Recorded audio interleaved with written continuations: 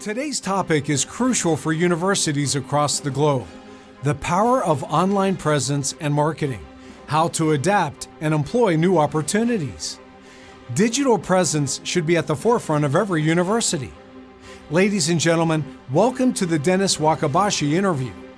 Ladies and gentlemen, I'm honored to welcome you to the very first World Higher Education Ranking Summit that brings together the world's brightest minds in higher education, most prominent changemakers, government officials, innovators, to adopt new technologies that will drive your institution forward. And today's topic is crucial for universities across the world: the power of online presence and marketing, how to adopt and employ the new opportunities. And I'm really honored today because we have a truly extraordinary human joining us today, Dennis Wakabayashi. Dennis is currently one of the leading voices around the world on the topics of customer experience, social media, and digital marketing. In 2021, Dennis was a keynote speaker at the World Marketing Summit, West African Customer Experience Summit, and many other distinguished conferences around the world. In 2022, Dennis was named as the Customer Experience Influencer for Expo 2020 Dubai. Dennis is an instructor at Wisconsin Madison and a professor in digital marketing and the university at the same university. So Dennis, I'm really honored to have you with us. And as you know, we have the audience of the world's most prominent academics watching us today: faculty members, staff, everyone who's really interested in the power of online presence. So my question to you as we start is, why keeping digital presence should be at the forefront of every university? Well, Angelica, thank you for having me today. I would say keeping digital marketing, social media content at the forefront of all things that both personal brands, universities, governmental institutions, corporations, at the front of their mindset is crucial these days, specifically because everyone is a content creator now. I think we see this in students. They're avid content consumers and creators. We know that the algorithms, Google, Bing, YouTube, Facebook, Instagram, TikTok, LinkedIn, all of these algorithms require content to fuel their initiatives. So therefore, we see that the entire communication ecosystem demands a high amount of content. And for that reason, every one of us, whether it's personal or professional, should be thinking about content and marketing as we go forward.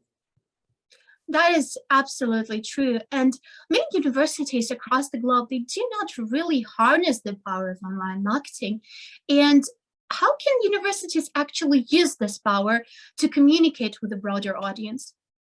Well, first of all, I would probably say not only can all universities use the power of social media, algorithms, and marketing, they are all subject to the algorithms. And this context of having to participate in the algorithms, not exactly even by choice, makes it so that we have to create content. We have to have a strategy that integrates content and tells our stories to the audiences of the internet. So that's a lot of buzzwords. Let me give you some examples there. We see that students, particularly during COVID, have shifted a lot online. This has increased the competency of students around digital communication. That, combined with the students' desire to consume and create content, creates a situation where all of us are in a position to leverage content and move it forward in the algorithms. So universities need to adopt a strategy. And I like to think of a strategy, all digital strategies, in terms of three distinct focuses: reputation, reach, and relationships.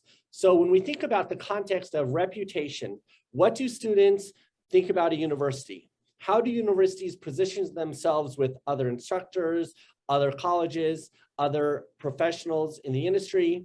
So reputation is essential to be built.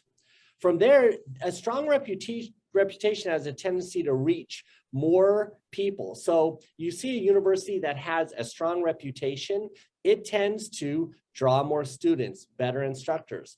And what we also see there is in that third step of relationships, you see alumni, you see professional associations, relationships, all play a huge factor in the continued reputation of any brand, frankly, on the internet.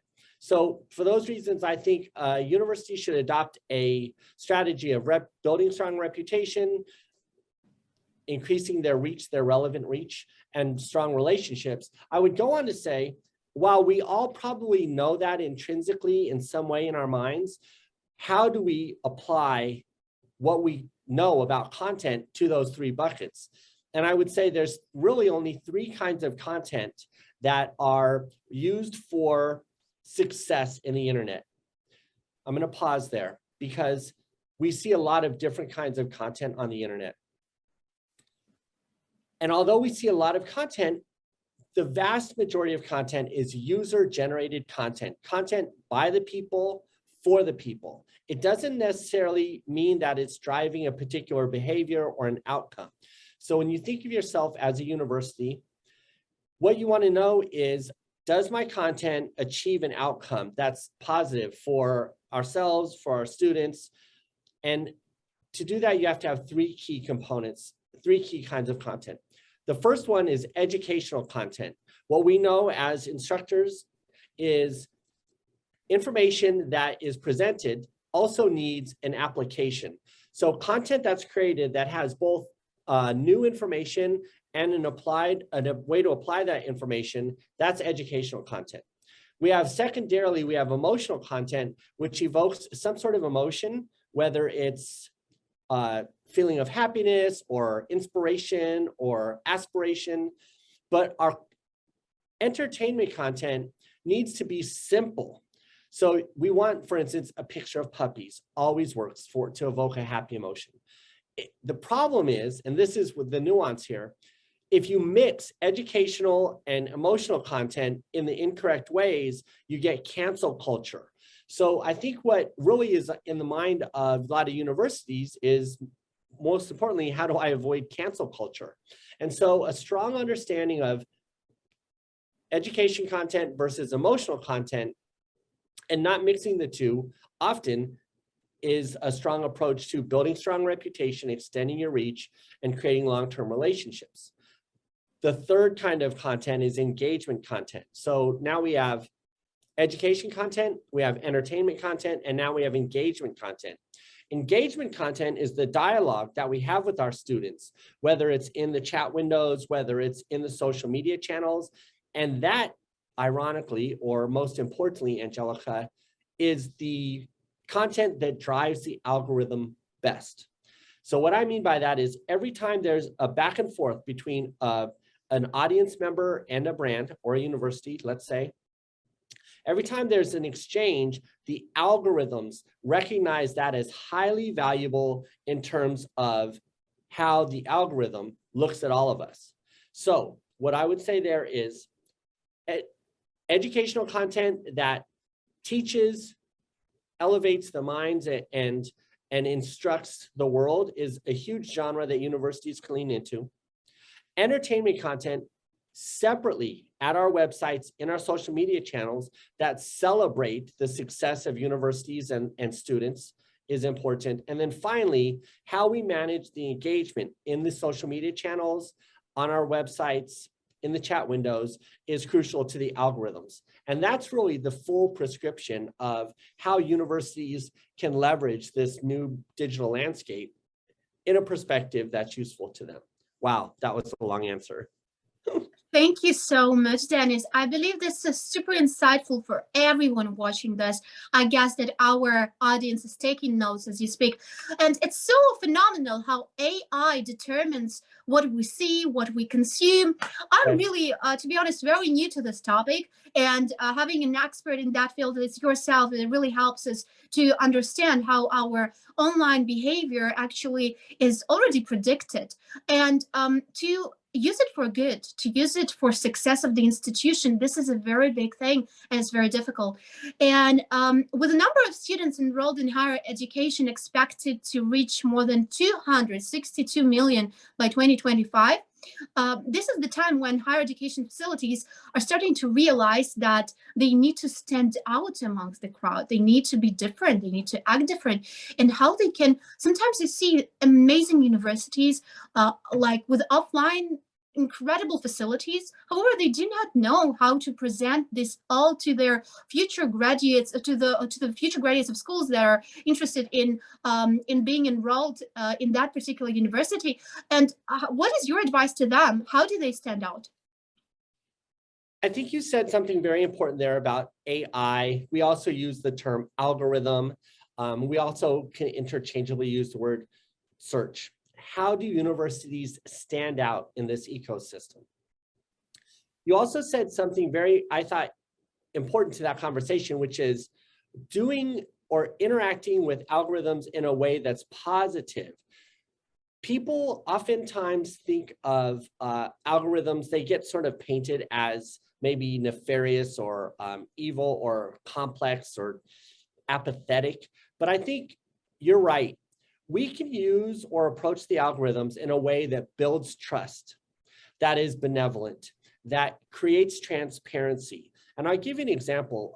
One of the reasons why I wanted to participate in the WHERES initiatives is because AI can create a level of transparency amongst all universities and all students in terms of ranking. You can see that if you allow an algorithm that looks for facts or patterns to be applied to a ranking system or to any sort of dialogue, it can be tuned to be altruistic and benevolent to all people. So to break that down, what I would say is when a university wants to stand out on the internet, they have to keep in mind, as mentioned, that a lot of content is being produced. The pandemic brought about a doubling of the content. So where we used to have to create some content, we have to create more now post-pandemic. The algorithms or the AIs look for that content. So if a university wants to stand out, they really have to adopt a clean strategy of educational content, which is in the wheelhouse of all universities, entertainment content that is separated from the education content. I think where universities tend to get caught up in the crowd is they mix the education and the entertainment content. So I think a university should be free to have entire teams or a focus on just the celebration of learning. And then finally, where the technology investments for universities need to take place is in the engagement content.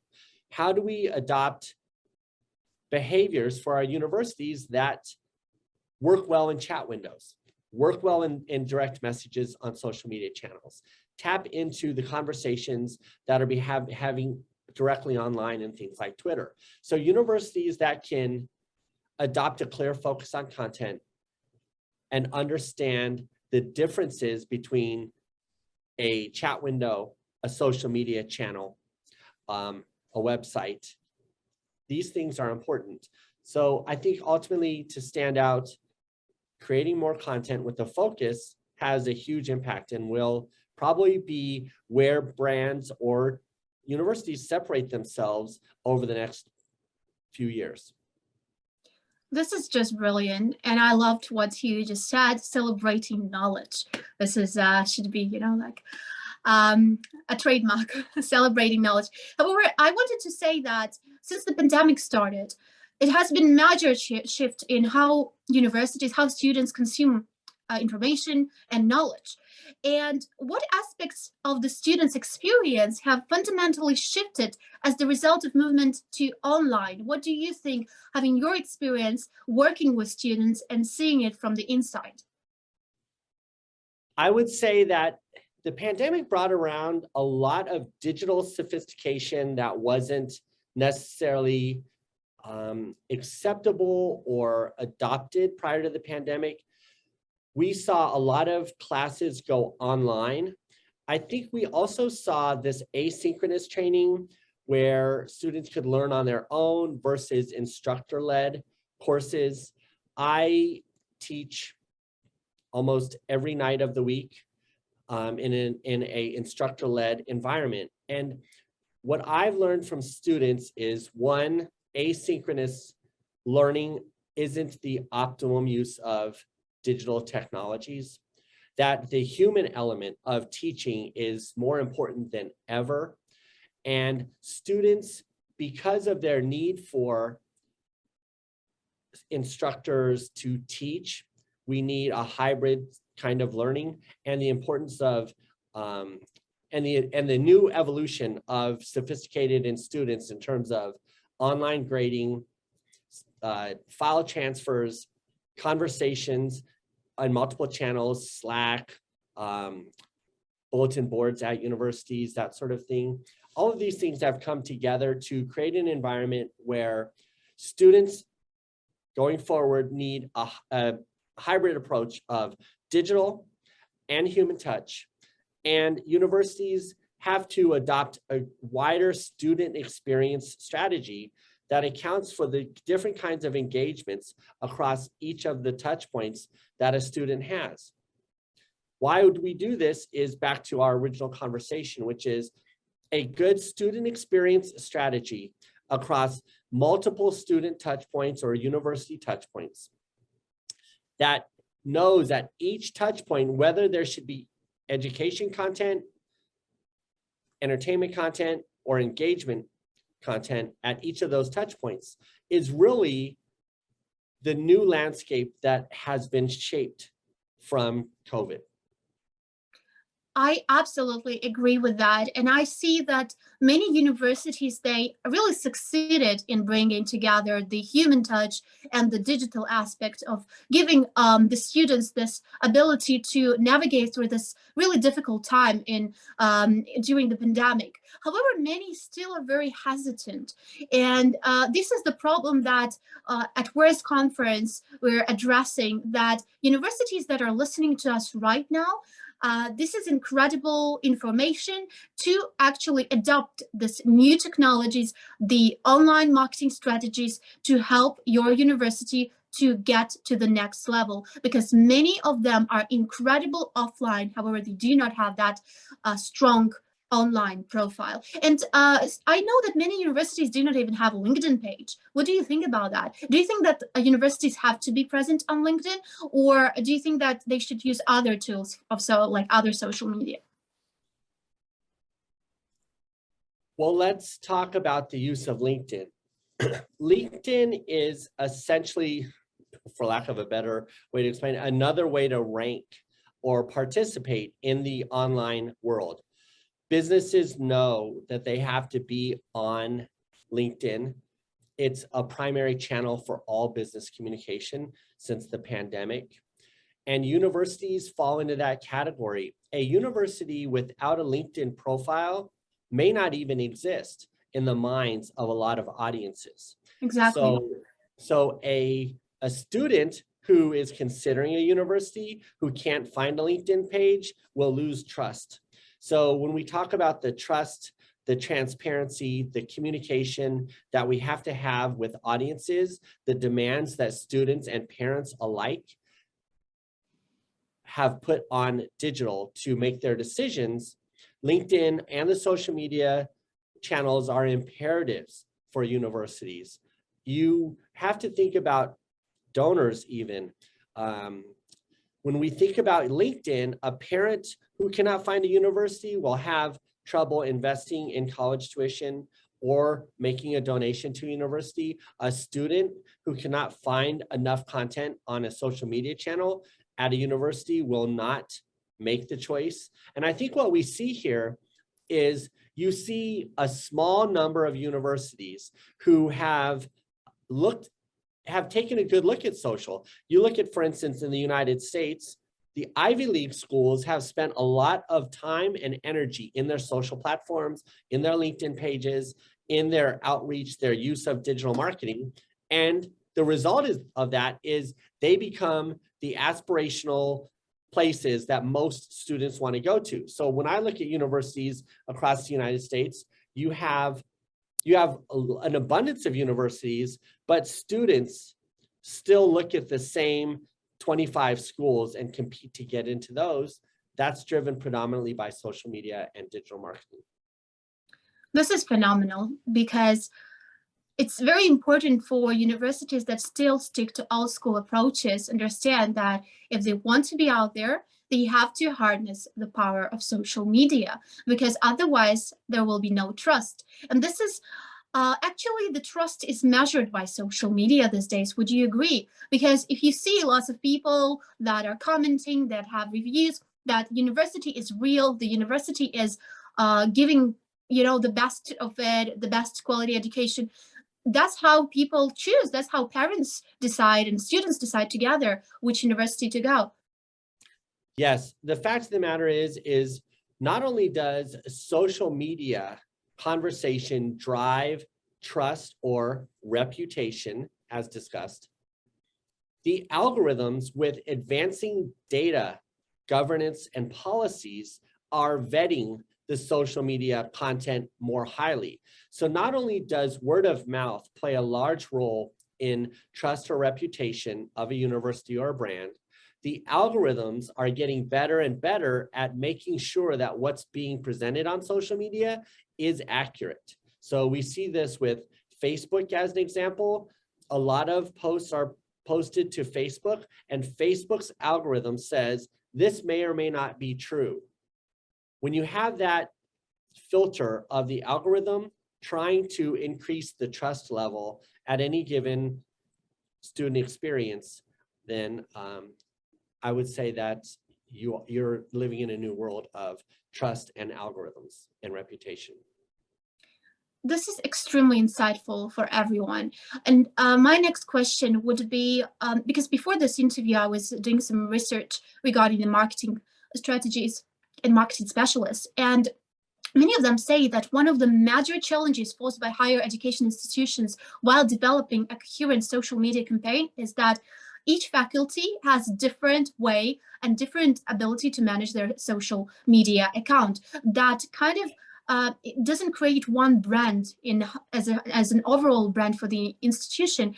And what are the tips to overcome that challenge? What do you think can be done? Because sometimes you see, for example, Faculty of Humanities, or it's completely different from Faculty of Physics, and it's like two different universities, two different approaches.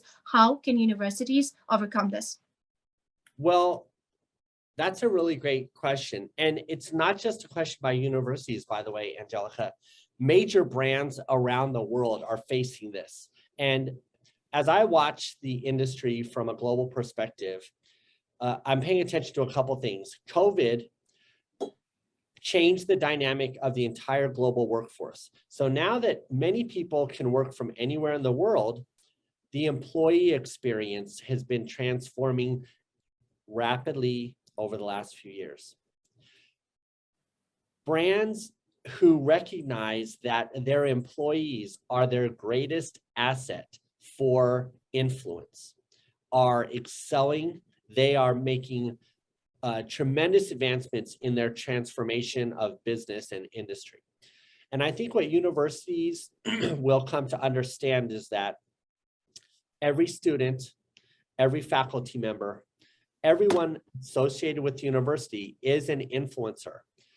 And if they're building the right relationships and their intentions are good and consistent in the support of their community, you'll find that you can trust students and you can trust faculty to be ambassadors and spread the good word about a university. it really comes down in large part to a trust issue or a governance issue, and times are changing.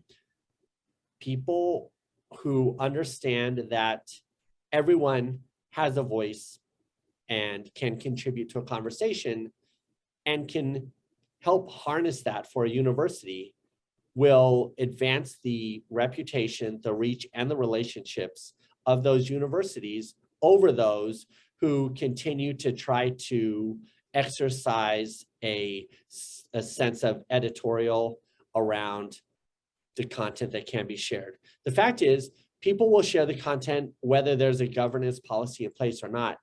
And by joining that conversation, you enhance everything about the brand or position of a university. And by trying to control it, it's sort of like a never-ending effort. I absolutely agree. And the university, they need to get engaged and they have to tap into that conversation, whether they like it or not, because this is, you cannot escape from this right now. There is no way to neglect this. And right? Angelica, I will say, yes, that's true. And I think I want to just underscore, we've said there's no way to escape it, and we've talked about it being endless, but just to really put it in the best context, here's the thing. People on the internet, especially associated with universities, have a great energy, a great intent, and the kids call it the vibe. Yeah. Having people across wider groups of people share in the conversation, the brand, is really a safer play than most people think. It is the way things are going, and it's actually a good direction for all of us. I love that. So you say that we at universities, faculty members, everyone should not be afraid of online presence and the dialogue, because actually the vibe is great. And the situation is that if you trust enough, the process is going to be great. And the experience for universities and the conversation and the supporters and actually brand ambassadors can be really inspiring and much better than any institution has expected. Yes, and can I just mention, if you engage in this new world, the thing that I think a lot of people miss is, yes, there is cancel culture, and there are trolls, and there are detractors. However, when you share in the conversation across the community of students, faculty, advisors, all of the constituents, many of the people who may, let's say, post something negative about a university will be addressed by other students or by other people who support the university. So it creates a community conversation. So we're not necessarily in the age-old era of public relations and single media channels. Now, by opening the door to digital marketing for universities and digital communication, you create so many more advocates than you do detractors. It's really worth it to take on this brave new frontier. I love this. And I love how we this time just passes like maybe 10 minutes, because it's really insightful and really extraordinary insights from Dennis. And I believe that the audience that is listening to us right now and watching us, they have lots of questions.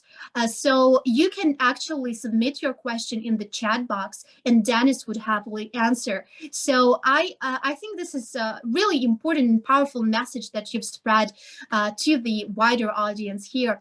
And I just wanted to ask you and tell you a little bit more about UniRank's platform. UniRank's platform is built in a way to make it possible for everyone to contribute and to be an integral part of this project through the Open Rank Committee and the Ranking Committee, to ensure that there is a strong methodology on ranking system and fairness. So the structure will allow all education stakeholders to join from all over the world. And I wonder, Dennis, what is your personal opinion about the Open Rank Committee and the Open Rank concept? I think that if there is transparency in rankings, it does the best service to young learners or even advancing learners who are trying to find their way in a world of knowledge. And for that reason, I support a transparent ranking system that is inclusive of not just a small set of universities, but inclusive of all universities around the world, because particularly since the pandemic, it's a global marketplace. And I think the brightest minds don't always hail from one particular place. I think that global ranking, transparency, and advocacy for students to learn on their own who has the best curriculum for them is necessary for us to create a better world. I love that. And I love that you join us in this mission to create the better world through actually expressing these views openly and helping institutions become more transparent and raise their awareness around those issues. So I was really delighted to have this conversation today with Dennis, and thank you so much for your time and incredible support to Open Rank, Committee Open Rank system and UniRanks.